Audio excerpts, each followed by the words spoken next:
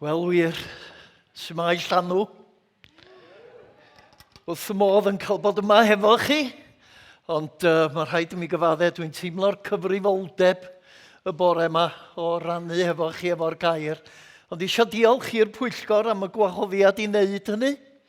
Mae o'n fraint aruthrol. Dwi eisiau diolch i adlais gyntaf am yn harwen i mewn addoliad. Gwefriddiol, diolch Cadi a Meilir a'r lleill i gyd. Dwi'n teimlo bod yr arglwydd di rhoi gair i mi. Ydy'n bryd i ni gael ail albwm gynnyn nhw? Come on! Dwi'n argoeddedig bod ne fwy i ddod. Ac wrach bod ne rei ohonoch chi sydd fynd i wrando ar Meilir pnawn ma di o ia, yn sôn am gyfansoddi caneuon addoli newydd. Mae gynnon ni angen mwy. Dwi'n mynd i sticio at y nodiadau gystal y gymedra i bore yma, cos dwi'n enwog am fwydro. Dwi'n enwog am fynd ymlaen ac ymlaen ac ymlaen, felly dwi'n mynd i drio cadw o fewn yn amser. Ddeu gwir, na i roed yn cloc ymlaen efo yma, fel bod fi'n gwybod beth dwi'n neud. Ges i'r pwnc i siarad arno fo, cwrdd ar Iesu byw. Ac ges i am oes yn trio penderfynu be'n union o'n i'n mynd i wneud. Y peth cyntaf ddoth i meddwl i oedd meddwl am y disgyblion ac am y gwragedd ar ei gyfarfod Iesu ar ôl iddo fo atgyfodi. Meddwl baswn i'n sticio at hynny. Ond wedyn ar y dyw yn arwen i feddwl, wel, mi oedd Iesu yn fyw ar y ddaear yma ddario gyfarfod llwyth o bobl. A mi nes i restr lawn o bawb oedd wedi cyfarfod yn yr Efengylau i gyd. Ac o'n i'n meddwl na fydd y bregeth yr hir o saith trwy'r hyn ei gyd. Ond yr hyn ges i'n argyhoeddi i wneud yn y diwedd oedd meddwl amdano chi ac amdano i'n hun. Pa wahaniaeth mae cwrdd a Iesu wedi wneud i'ch bywyd chi? Y peryg ydy, chi'n gwybod, bod pobl eraill yn edrych arno ni'n dod i Llanw ac yn meddwl o criw o bobl wedi cael crefydd ydyn nhw. Pobl sydd yn licio canu caneuon ac yn y blaen. Swn i'n gofyn i chi, pam de chi wedi dod i Llanw? Be fydda'ch ateb chi? Wrach bod chi wedi dod am rest. Mae hynny'n iawn. O Jos yn deud bod o wedi dod yn ddisgwylgar. Dwi'n licio'r gair yna. De chi yn ddisgwylgar? Nid i glywed beth dwi'n neu neb arall ni ddeud, ond ddisgwylgar i ddiw siarad efo chi. Dyna di'r pwynt yn y pen draw, ynddo? Bod gyda ni eisiau clywed be mae Dyw yn ei ddweud wrtho ni. Wyt ti eisiau clywed y bore yma be mae Dyw yn ei ddweud wrth yr eglwysi? Gyda llaw, dwi wedi cael sbectol newydd. Special ar gyfer Llanw. Pint yn Poundland. Wrach bod chi wedi dod yma oherwydd bod chi'n meddwl bod Dyw yn mynd i'ch bendithio chi. A mae hynny'n iawn, oherwydd mae Dyw yn ddiw sydd isio'n bendithio ni. O'n i'n meddwl am Abraham yn cael ei alw yn Genesis. Ac cadwch mi jyst darllen yr adnodau mae chi ar ddechrau'r 12fed bennod o Genesis. Dyma'r arglwydd yn dweud wrth Abraham, dwi am i ti adael dy wlad, dy bobl a dy deulu a mynd i ble dwi'n ei ddangos i ti. Byddai nhw'n wneud di yn genedl fawr, a gwrandwch rwan, ac yn dy fendithio di. Byddai'n enwog, dwi eisiau ti fod yn fendith i eraill. Byddai'n bendithio y rhai sydd yn dy fendithio ac yn melltithio unrhyw un sydd yn dy fychanu di. Sorry. A bydd pobloedd y byd i gyd yn cael ei bendithio trwy ti. Y gair Hebraeg tu ôl i'r gair bendith y fanne ydy barak. Dwi'n cofio, di'r Rhiannon yma bore yma. Di'r Rhiannon yn byw yn Beraka.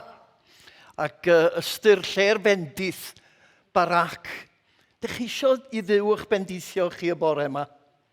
Mae holl drefn a chybiaeth yn dweud fod Dyw yn ddiw sydd yn gwahodd ni i ddod ato fo i gael yn bendithio. Mae'n iawn i ni fynd o yma, gobeithio'n dweud bod i wedi bod yn dda i ni fod hefo'n gilydd yma.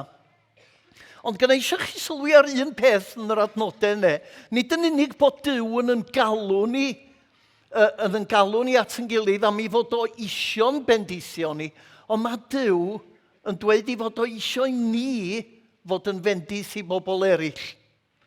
A dyna'r her dwi'n ei deimlo, oherwydd yn bod ni mewn peryg weithiau o ddiolch fel Cristnogion am yr hyn mae Duw wedi wneud yn ein bywydau ni, ac anghofio'r alwad, y comisiwn mae o wedi roi i ni i fynd allan i fendithio pobl eraill hefo'r newyddion da. Taswn i'n gofyn i chi sut mae'ch perthynas chi hefo Duw y bore yma? Be fydda'ch ateb chi? Be fydda'ch chi'n dweud? Sut mae'ch bywyd ysbrydol chi? Wy'n cofio pan o'n i'n y coleg, mi roedd o'n beth pwysig iawn i fod yn sownd yn ddiwinyddol. Chi'n gwybod? Bo' ni wedi dallt pethau. Ac mi roedd elfen o drio profi i bobl eraill eich bod chi'n sownd, yn y ffordd ydych chi'n siarad, yn yr iaith ydych chi'n ei ddefnyddio, yn y cyfarfodydd ydych chi'n mynd iddyn nhw, yn eich ffyddlondeb i gynadleddau, rhywbeth felly.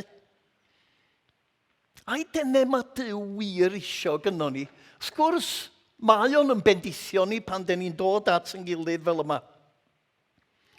Ond dwi'n meddwl bod ne fwy. Mae'n siŵr fod ne rhai yma bore yma falle sydd ddim yn gallu dweud i bod nhw wedi cwrdd ar Iesu byw. Ymhrofiad i oedd ges i magu mewn capel yn Nyffryn Clwyd. Ac o'n i'n gwybod bob peth am Iesu, o'n i'n pasio'r aroliadau ysgol Sul i gyd. Chi'n gwybod? 100 out of 100. Marciau llawn ac yn y blaen. O'n i'n gwybod amdano fo, ond o'n i ddim yn ei nabod o. A wrach bod chi'n eistedd yma ac yn meddwl, dwi'n gwybod am Iesu, ond busnes ma, sut mae dod i'w nabod o? Wrach bod ne eraill ohonoch chi sydd yn gallu dweud eich bod chi wedi cael profiadau rhyfeddol. Ges i brofiadau ar hyd y blynyddoedd. Mae Duw wedi dod ac wedi gwneud pethau rhyfeddol yn ynghalon ni mewn gwahanol amgylchiadau. Ond dwi'n gwybod am adegau hefyd pan mae y cwbl wedi oeri. Pan mae rhywbeth ar goll, wrach bod chi felly wedi cael profiadau mawr yn y gorffennol, ond rhywsut mae pethau wedi mynd i rut. Dych chi jyst yn cario ymlaen. Wrach bod chi'n felly erach bod chi'n dal yn weithgar yn eich eglwys ac yn y blaen. Eraill falle di bod trwy brofiadau bys well gynnyn nhw i anghofio. Profiadau bys chi licio i claddu, i gwadu hyd yn oed. Pethau oeddech chi wedi caniatau i ddigwydd, ddyle ddim bod wedi digwydd, pethau dych chi wedi ddweud, ddyle ddim bod wedi cael ei dweud ac yn y blaen. A falle weithiau bod y pethau yn eich piwsio chi. A dych chi'n siŵr os di Duw wedi'ch rhyddhau chi. O gai ddeud wrthoch chi bore yma, mae Duw isio rhyddhau chi. A dim ond i chi geisio heddiw, mi wneithoch rhyddhau chi o beth bynnag sydd yn eich dal chi nôl. Tybed os di'r rhai yn meddwl y bore yma? Wel, dwi wedi cyrraedd. Dwi'n nabod yr Iesu byw, dwi wedi gyfarfod o. Felly dwi'n oce, dwi'n mynd i'r nefoedd, ond mae Duw isio newid bywydau pobl eraill. Dwi'n aml iawn pan dwi'n pregethu'n sôn am y ffaith bod ni'n gallu pwyntio at anghenion pobl eraill ac anghofio bod gynnon ni 3 bys yn pwyntio nôl at o'n i'n hunain. Be mae Duw isio wneud yn eich bywyd chi y bore yma? Dyna di'r cwestiwn. Be mae Duw isio wneud hefo chi? Lle dech chi arni? Gadwch ni fod yn benderfynol o agor yn calonnau i Dduw. Gadael iddo fo wneud rhywbeth newydd yno ni. Ges i brofiad y bore yma, des i'r stafell weddi, ac o'n i'n teimlo bod Duw yn y peth cyntaf ar ei daro'n llygaid ydi cadarnhau beth dwi fod i rannu efo chi bore yma. Ewch i'r stafell weddi ne, Mae wedi cael ei pharatoi, mae'n hyfryd, mae'n bethau yna i'ch herio chi. Beth am i chi fod yn benderfynol y 3 diwrnod yma o agor eich calonnau i Dduw, a falle wneud hynny trwy rannu efo rhywun arall ydych chi'n ymddiried yn nhw. Neu trwy fynd at y gornel weddi y fancw. Chi'n bod, dyn ni weithiau wrth drio creu rhyw ddelwedd ohono ni'n hunain o flaen pobl eraill, dyn ni'n cuddio lot o bethau sydd yn brifo tu mewn. Pethau mae Duw isio ni ddelio hefo nhw. Ac yn aml iawn, dyn ni'n delio hefo nhw trwy fod yn agored, trwy ddeud dyma lle ydw i. Un peth dwi'n ei casau ydy celwydd a thwyll. Dwi wedi trio, dwi'n gwybod os dwi wedi llwyddo, dysgu'r plant ar hyd y blynyddoedd bod eisiau dweud y gwir bob amser. Mae Duw isio ni dweud y gwir. A mae dweud a rhannu fo rywun arall yn ffordd wych o wneud hynny. Mae yna gymaint o duedd yno ni, chi'n bod i gadw pethau'n breifat. Ond mae Duw wedi rhoi cymdeithas yr eglwys i ni. Mae wedi rhoi yn gilydd i ni. Wyt ti'n teimlo bore yma gallu di fod yn onest o flaen Duw ac yn onest efo rhywun arall. Yn onest efo un o'r tîm gweddi. Just mynd a delio efo'r peth. Gadael i Dduw ddefnyddio'r person arall neu i dyfendithio di. Mae Duw yn gallu delio efo'r pethau yma. Gyda llaw, ar ôl y baned, dwi'n siŵr bod chi'n edrych ymlaen at y baned, ar ôl y baned, fel oedd Lydia'n deud, mae yna grwpiau trafod. Faswn i licio'ch annog chi i ddod i'r grwpiau trafod yma. Ac mod dwi wedi rhoi 2 gwestiwn ac 1 cyfle i weddio bob bore. Fydd yna gwestiynau yna. Llwch chi drafod beth bynnag ydych chi isio. Reit? Just rhannwch hefo pobl eraill, ond dewch i fod yn rhan o'r grwpiau trafod yna. Nawr, dwi wedi dewis yr adran yma o Marc, oherwydd oedd Duw wedi rhoi ar ynghalon ni. Mae un o broblemau yn heglwysu ni, a'n capelu ni, a ni yn rhy aml ydy, yn bod ni o hyd yn meddwl amdano ni'n hunain. Yn bod ni'n meddwl, be all Duw i wneud i mi? Be all Duw i wneud i mi?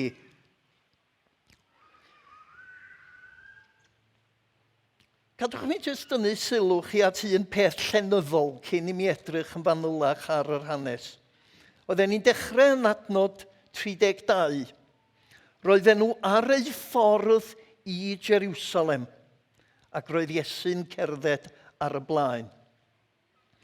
Ac ar ddiwedd y darlleniad, dywedodd Iesu, dos am i ti gredu rwyt wedi deichau, yn sydyn roedd y dyn yn gweld a dilynodd Iesu ar hyd y ffordd.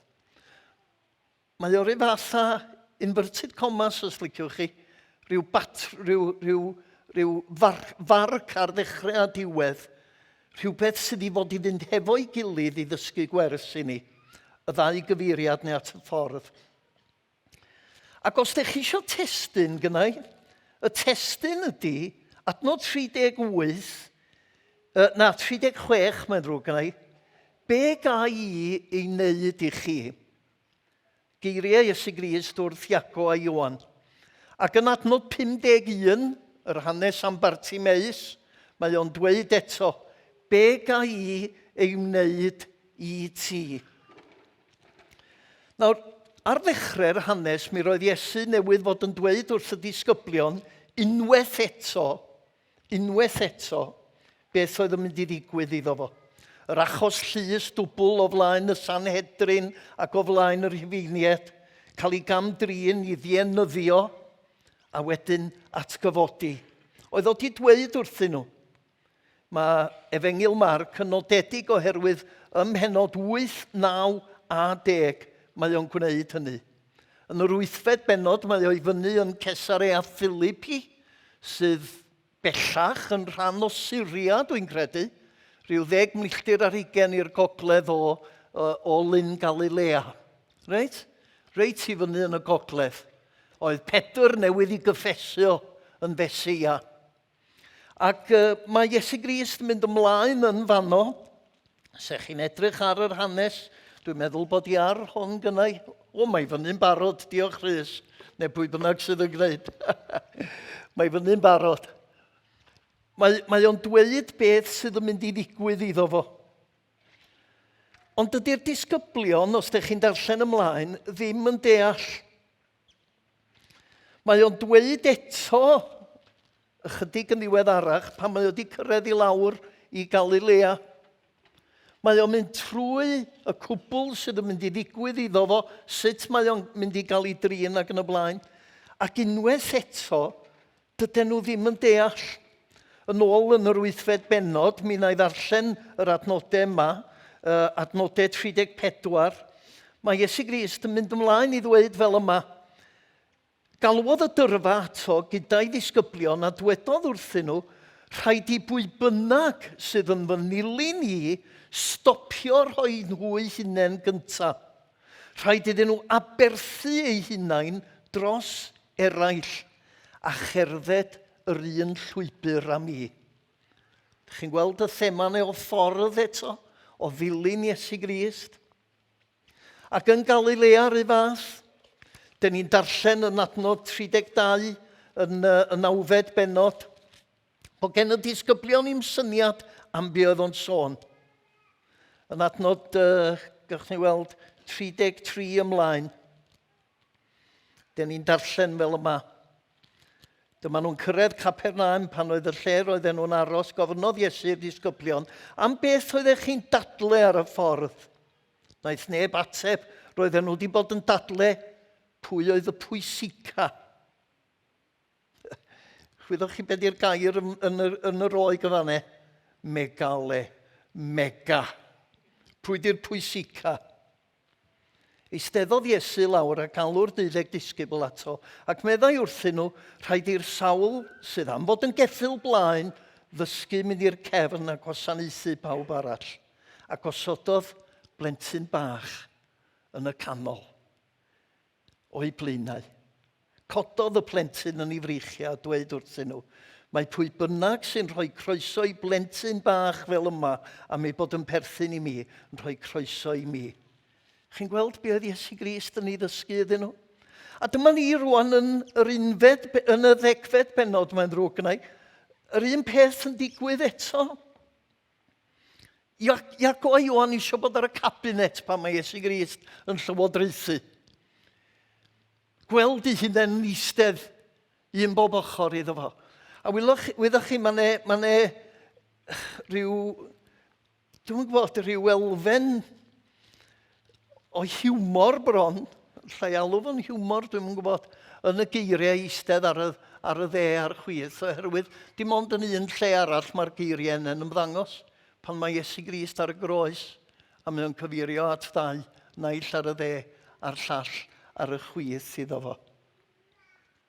Mae Iesu Grist yn mynd ymlaen i herio nhw ac yn gofyn iddyn nhw, ydych chi'n mynd i fedru yfed o'r cwpan? Neu cael y bedydd dwi'n mynd i fynd trwyddo fo. Oedd y cwpan yma yn cyfeirio at gwpan i ddioddefaint o. Dyn ni'n gwybod hynny. Hwn yw y cwpan, y cyfamod newydd. Ac yn ngardd Getsemane hefyd yn dod, mi ddario ddeud, cymer y cwpan hwn oddi wrthyf. Cwpan chwerw yma lle oddi wrthau. Felly, dyn ni'n gwybod hynny, ond mi roedd y bedydd hefyd yn cyfeirio at i farwolaeth o. Mae bedydd, mae'n rhaid i mi fy medyddio a fo, medde fo yn Lyc 12fed bennod. A mae ymateb Iago a Ioan yn rhyfeddol, oce. A mae Iesu Grist yn dweud wrthyn nhw, mi fyddwch chi yn yfed y cwpan. Mi fyddwch chi'n mynd trwy'r profiad o'r bedydd. Ydy'r drydydd adnod, y 9fed adnod o'r, gallwn ni weld, dwi'n gadael y gwaith yma i, diwn yn gweithio. O, dwi ar goll wan, pa un sy'n gynnon ni? 9fed adnod o'r drydydd, Drydydd benod ar 10. Oedd Iesu Grist wedi dweud dro ar ôl tro. Ond wyddwch chi, mae'r adnodau yma'n rhywbeth ni ddim yn rhyw gyfarwydd iawn â nhw. Pam?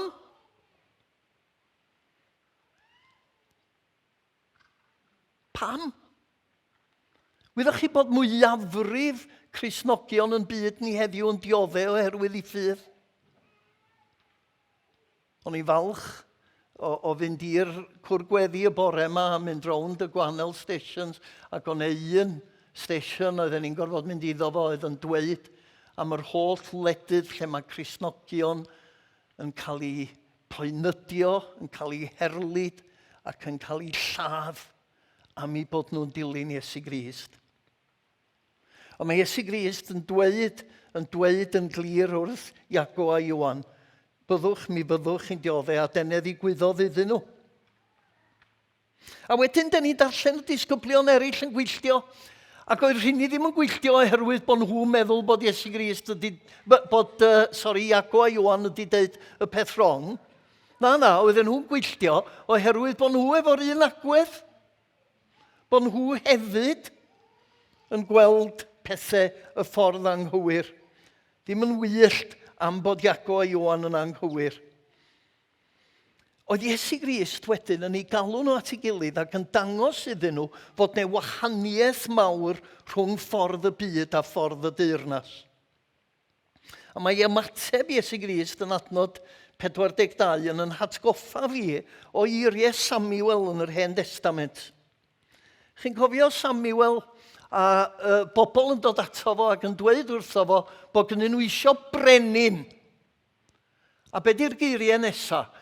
Da ni isio brenin yr un fath ar holl genhedloedd. Da ni isio bod yr un fath ar genhedloedd eraill. A mae Samuel yn torri galon ac mae'n dweud, ydych chi'n gwybod sut fydd y brenin fyddwch chi'n ei gael? Mi fydd eich bechgyn chi i gyd yn cael ei galw i fynd i'r fyddin ac i fynd i'r ryfel. Mi fydd eich merched chi'n cael ei galw i weini yn y palas ac yn y blaen. Na, dych chi ddim isio bod rhyfas ar cenedloedd eraill. Mae'n rhyfeddol bod Duw yn ei drigaredd wedi caniatáu iddyn nhw gael brenin. Oedd y cyntaf ddim yn arbennig o lwyddiannus, mi ddaeth Dafydd wedyn, oedd yn adlewyrchu rhywbeth o sut un fydde Mesia fod o hefo gwendider rhyfeddol hefyd. Ond darllenwch wedyn trwy holl hanes y brenhinoedd a beth ydych chi'n gweld? Trasiedi ar ôl trasiedi ar ôl trasiedi. A Duw yn galw dynion cyffredin i'w herio nhw y proffwydi. Ac yn dweud wrthyn nhw i bod nhw yn anghywir, i bod nhw'n gwneud y peth anghywir. A mae yna rhywbeth tebyg yn fama. Iesu Grist yn dysgu i'r disgyblion y gwahaniaeth rhwng ffordd y byd a ffordd y deyrnas. A ffordd y deyrnas ydy y ffordd ddidrais. Peidio i lordio hi dros bobl eraill, ond gwasanaethu pobl eraill. Dioddau, cerdded yr un llwybr a Iesu Grist. Codi croes. Be mae Iesu Grist yn ei wneud yn fama ydy beirniadu y sefydliad. Beirniadu yr rhufeiniad, yr union bobl oedd yn mynd i'w groeshoelio fo. Mae yna eiriau miniog iawn yn y 10fed benod adnod 42, sy'n ni'n cael yr adnod yn ei fyny. Chi'n gwybod, be oedd o'n sôn yn fama am yr llywodraethwyr, y cyfeithiad gorau, cyfeithiad Saesneg gorau dwi wedi ffindio ydi so-called leaders. O'n i'n gallu cyfieithu hwnna, o'n i'n cael yn hemtio i roi so-called yn Gymraeg i ddweud y gwir. So-called leaders, ynde. Trio dal ystyr y peth efo'r gair pwysigion ydw i. Y bobl yna sydd yn meddwl bod nhw'n rhywun arbennig. Trio dal beth sydd tu ôl i'r gair doceo yma. Pobl sy'n tybio i bod nhw'n rhywun dydyn nhw ddim. A wedyn y gair lordio, categoreo. Y syniad fod Arweinyddiaeth yn golygu awdurdodi ar bobl eraill, gormesu pobl. Se ni'n mynd ymlaen da ni yn y sleidiau nesaf, lle da ni? Dwi'n colli trac ar y sleids yma, ddegfed benod, adnod 42, ia. Maen nhw wrth ei bodd yn dangos ei hawdurdod ac yn ei lordio hi. A wedyn, ydych chi'n gweld yr hanes yna, y geiriau yna o hanes Meibion Sgefa. Dyma'r dyn oedd ar ysbryd drwg ynddo. Dwi'n gallu weld o fan ewan. Yn ymosod arnyn nhw ac yn rhoi'r fath gweir iddyn nhw. Yr un gair groeg a'r gair lordio yma. Yn rhoi'r fath gweir iddyn nhw i gyd nes iddyn nhw redeg allan o'r tŷ yn noeth ac yn gweudu. A wedyn eto yn cyntaf Pedr, pidiwch a'i lordio hi. Yr gair yn Beibl Cymraeg Newydd ydy pidiwch tra arglwydd Iesu. Gweld eich hunain yn rhywun sydd yn rheoli. A'r peth nesaf mae Iesu Grist yn ei ddweud ydy rhaid i chi fod yn wahanol. Fe allech chi ddarllen elfen sarcastig yn fama. O'n i'n cael yn hemtio i'w gyfieithu fel yma, ond dim fel yna mae pethau efo chi, wrth gwrs. Chi'n glywed o? Pidiwch a'i lordio hi. A wedyn mae'n mynd ymlaen yn y ddwy adnod nesaf, adnod 43 a 44, i ddefnyddio dau air groeg pwysig, diakonos, gwasanaethu, a dwlos. Gwas sydd gynnau yn Beibl.net yn fama, ond ceithwas ydy ystyr y gair. Reit? Gwasanaethu a bod yn geithwas. Fel yna, den ni fod. A wedyn, yn nes ymlaen, mae o'n dweud bod Iesu Grist ei hun wedi dod i aberthu fy mywyd mwyn talu'r pris i ryddhau llawer o bobl. Y gair lwtron sydd yn golygu pridwerth, ransom ynde. Gollwn bobl yn rhydd, gollwn caethweision yn rhydd. Mae'r gair cyntaf am wasanaethu yn fanne, diaconia, yn air diddorol yn Marc, oherwydd mae o'n ymddangos reit ar ddechrau Marc a reit ar y diwedd. A dwi'n mynd ar gefn yn hobi hos yn fama. Mae o'n cael ei ddefnyddio gyntaf pan den ni'n clywed yr hanes am Iesu Grist yn iachau mam yng nghyfraith Pedr. Reit? Ac ar ôl iddo fo iachau hi, mae hi'n codi ac yn gwneud bwyd i Iesu Grist, yn gweini arno fo. Ac ar y diwedd, mi rydyn ni'n cael hanes o gwragedd wrth y groes. Yr rhai oedd wedi bod yn dilyn ac yn darparu ar gyfer diaconia, yn gwasanaethu. A mae Iesu Grist yn dweud na dyma ma sydd gynno fo isio. Dwi'n newid cofio ma'r gair yn ymddangos unwaith yn gynharach yn Efengil Marc, pan oedd Iesu Grist yn cael ei demtio yn yr anialwch a mae'r angylion yn dod ac yn gweini arno fo. Ond fel arall, y gweini mam yng nghyfraith Pedr ac ar y diwedd y gwragedd oedd wedi bod yn darparu ar gyfer Iesu Grist a'r disgyblion. A dyna'r math o bobl mae Iesu Grist isio.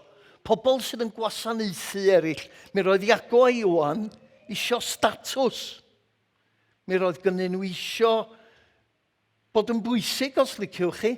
O gynnyn nhw isio grym yn gweld arweinyddiaeth wrach fel grym a statws.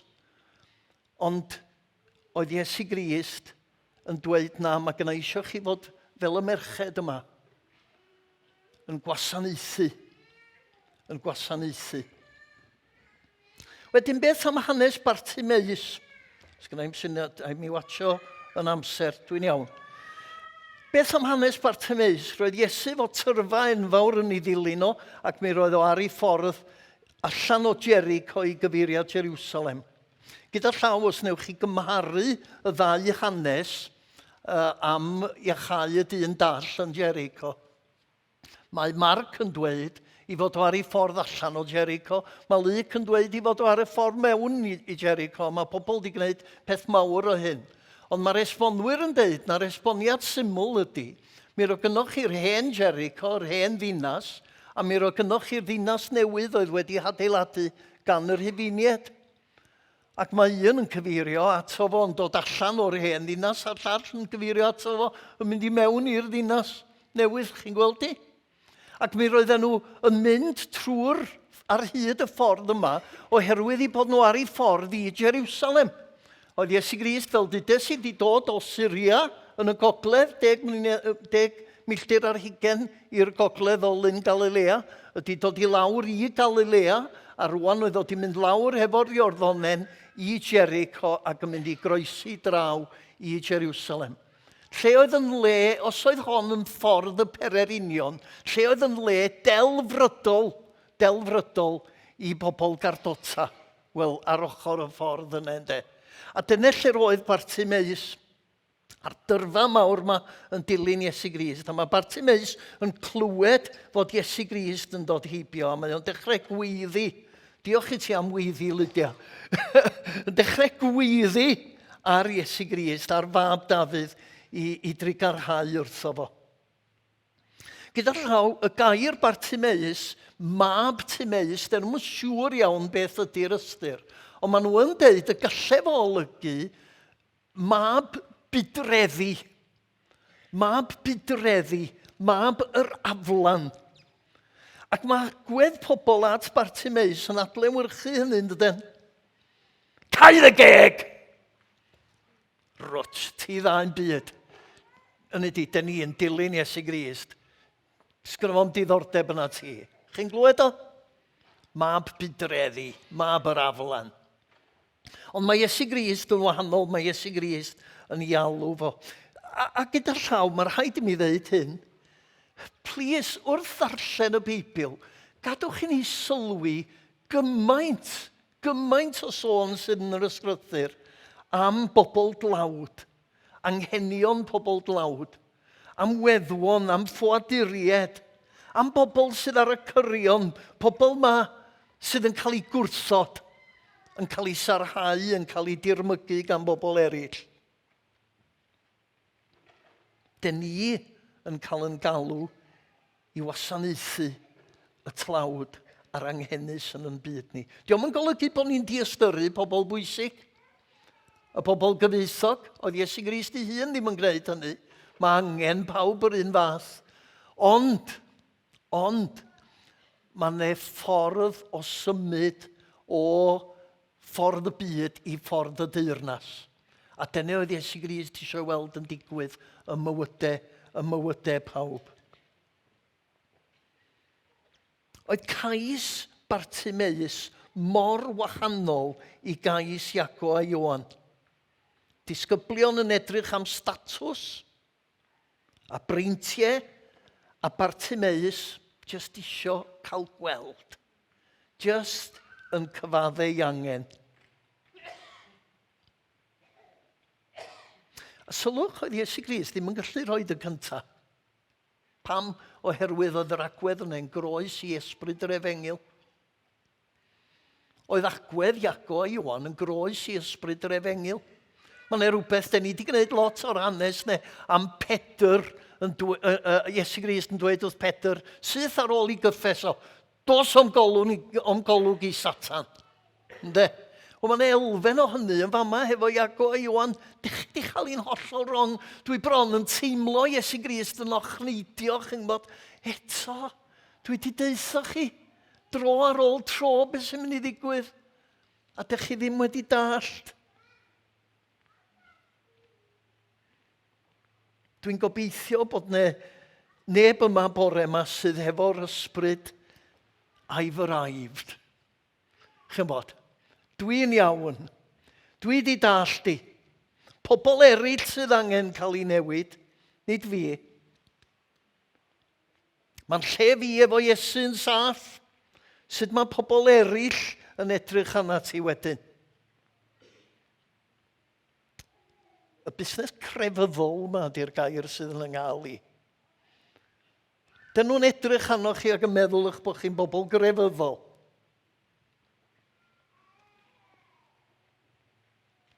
Fi'n cofio pan o'n i yn y coleg, rhywun yn dweud amdana i o Arfon i Arfon, dim rhegi, dim meddwi, dim rhyw. A dyna cwbl oeddwn i weld. Dim rhegi, dim meddwi, dim rhyw.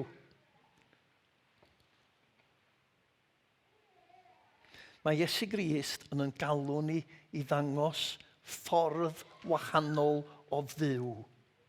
Nid just ffordd Phariseaidd hefo dim rhegi, dim rhyw ac yn y blaen, ond gwerthoedd gwahanol i'r byd.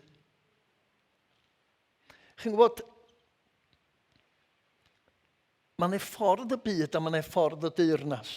Mae 'na ddyn dwi'n ei ddilyn ar y cyfryngau cymdeithasol yma, o'r enw Marc Solomon.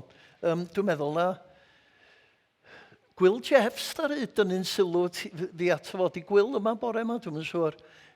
Gwyl ar ydyn ni'n sylw ato fo gynta. Werth i chi weld i podcast so. Bima ynde, Bima podcast. Werth gwrando anyn nhw. A mae Marc Solomon yn dweud trwy'r Beibl, mae gynnwch chi'r gwahaniaeth yma rhwng ymerodres, empire, rhwng ymerodres a shalom. Shalom. Nawr, na i sôn mwy yn ystod y deudddydd yma am y gair shalom. Mae o'n golygu mwy na heddwch. Mae o'n golygu lot mwy na heddwch. Mae o'n golygu y stad yna lle mae bob peth yn gyflawn, lle mae bob peth yn berffaith, lle mae bob peth yn iawn, lle roedd pethau yn wrong o'r blaen. Felly mae gynnwch chi'r gwahaniaeth rhwng empire, rhwng ymerodres a shalom. Mae gynnwch chi'r gwahaniaeth rhwng ffordd rhifen o ddelio hefo pethau a ffordd Iesu, sef gwasanaethu, golchi traed, hunan aberth. Dwi wedi methu ffindio pwy ddwedodd hyn, ond dwi'n cofio darllen yn rhywle, rhywun wedi dweud fel yma, mae 'na ddwy ffordd o wthio Duw allan o'ch bywydau. Ffordd gyntaf di crefydda, yr ail ydi gwrthryfela. Meddyliwch, crefydda a gwrthryfela. Den ni Gristnogion yn hawdd iawn yn llithro i fodloni ar grefydda.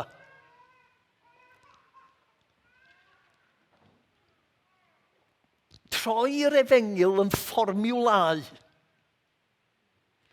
Troi'r efengil yn fformiwlau. Chi'n bod llwn ni fod digon didwyll ar un ystyr, mynd i'r capel, mynd i astudiaethau Biblaidd, mynd i gyrdde gweddi, mynd i Llanw. Pethau mae Cristnogion yn ei wneud. Allan crefydda ni fod yn efengolaidd iawn. Falle'n draddodiadol, falle'n ddiwiog, falle'n yn hen ffasiwn, falle yn gywir iawn ac yn y blaen. Ond dwi eisiau dweud hyn. Os anghofiwch i bob peth arall ddys i bore yma, cofiwch hyn. Crefydda ydi o, os nad ydych bywydau chi a'ch gwerthoedd chi yn adlewyrchu gwerthoedd Iesu Grist. Neu gadwch mi roed o mewn ffordd wahanol. Crefydda ydi o, os ydych bywydau chi yn adlewyrchu gwerthoedd ymerodres, gwerthoedd y byd. Yng nghwmni'n gilydd, y peryg ydy i ni ffocysu o hyd ar y ddelwedd den ni roed i'n gilydd ohono ni'n hunain. Sut mae pobl yn gweld ni yn bwysicach na be mae Duw isio? Di hynny wir amdano chi? Mae o di bod wir amdano i, lle i ddeud yn onest.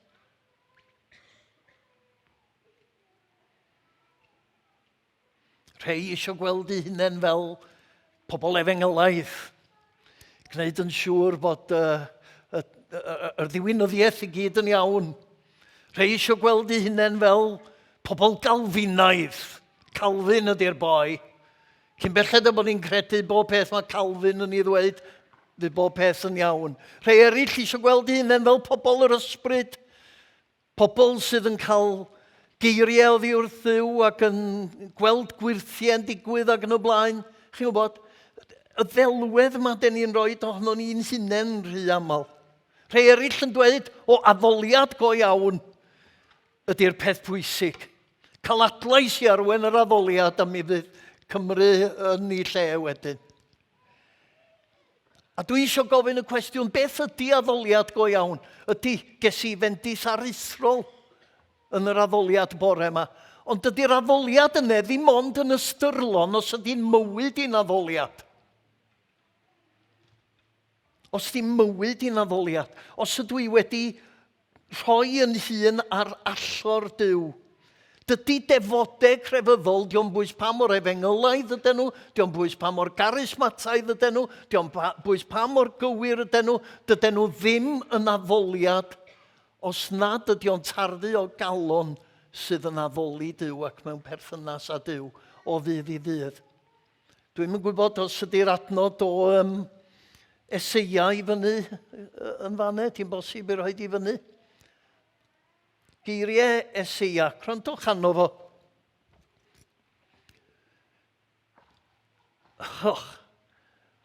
Beth i pwynt y holl aberthau chi? Be ddydwn ni, y holl wasanaethau grefyddol chi, y holl gynadleddau chi. Be di'r pwynt, medda'r arglwydd? Dwi wedi cael llon bol o hyrddod ac o ffrymau i'w llosgu, raster anifiliad y gwaed teirw. Dwi'n isio chwyn a'ch bychod geifr chi. Dych chi'n ymddangos o'n blaen ni, ond pwy o fynodd i chi ddod i stompio drwy'r deml. Stopiwch ddod a'ch o ffrymed i ystyr.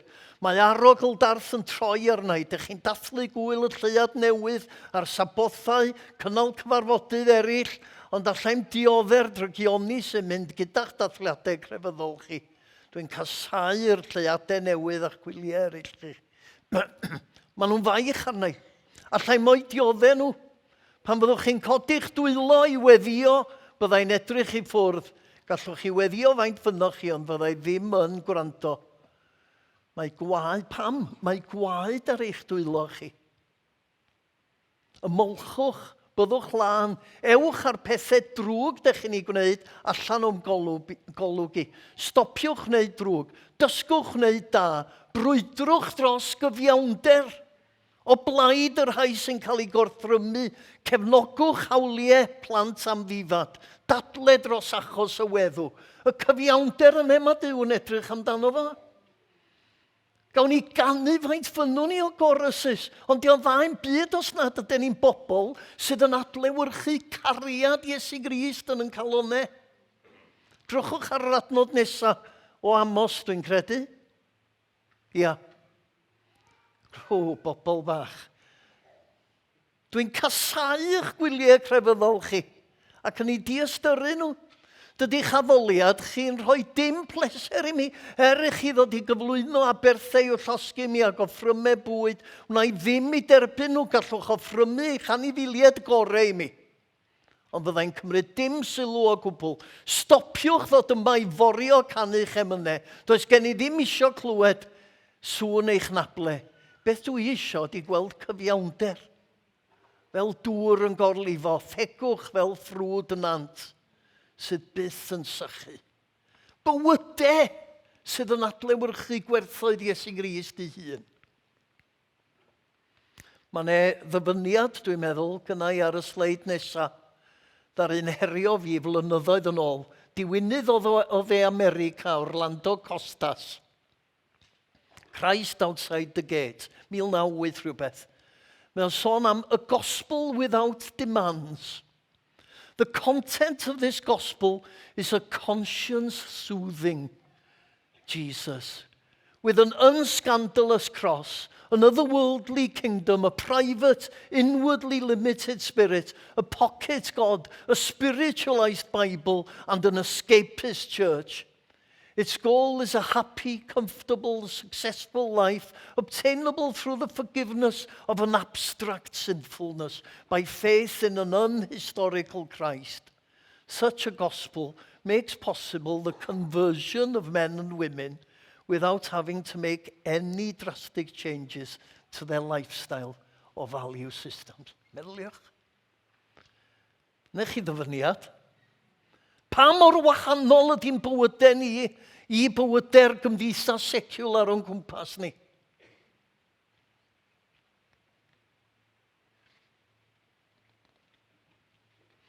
O'n i mewn cynhadledd niweddar, ddim cynhadledd, oedd e ti yn end, oedd e Sian, Julian Richards yn siarad, pennaeth New Wine Cymru.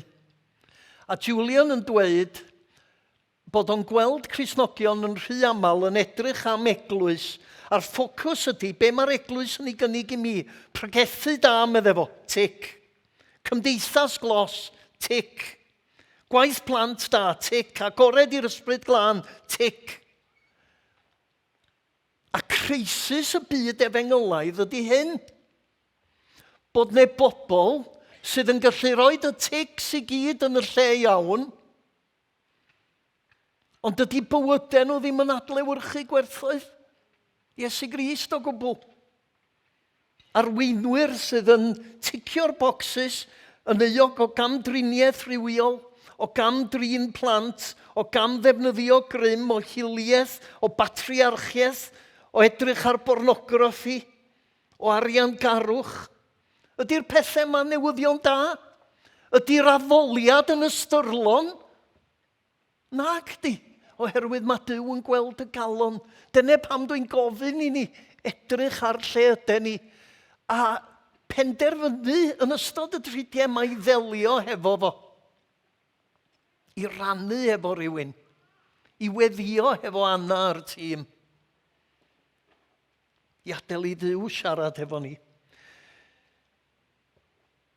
Iesu Grist yn dweud wrth ei ffrwythau yr adnabyddwch wynt. Neu fel roesionbibl.net, y ffordd i'w nabod nhw ydy trwy edrych ar y ffrwyth yn ei bywydau nhw. Mae Hebreaid y dryddedd benod ar 10 yn dweud fel yma, gadewch i ni foli Dyw drwy'r adreg o achos beth wnaeth Iesu. Y ffrwythau dyn ni'n ei cyflwyno iddo ydy'r mawl mae o'n ei heiddi. A ffeidiwch, chi'n gweld y cysylltiad, ffeidiwch anghofio gwneud daioni a rhannu'ch cyfoeth gyda phawb sydd mewn angen. Mae'r math yna o aberth yn plesio Dyw go iawn. Dyn ni eisiau cadw'n cyfoeth. Mi soniau fwy am hyn fori. Pa wahaniaeth mae cwrdd ar Iesu byw yn ei wneud yn dy fywyd di?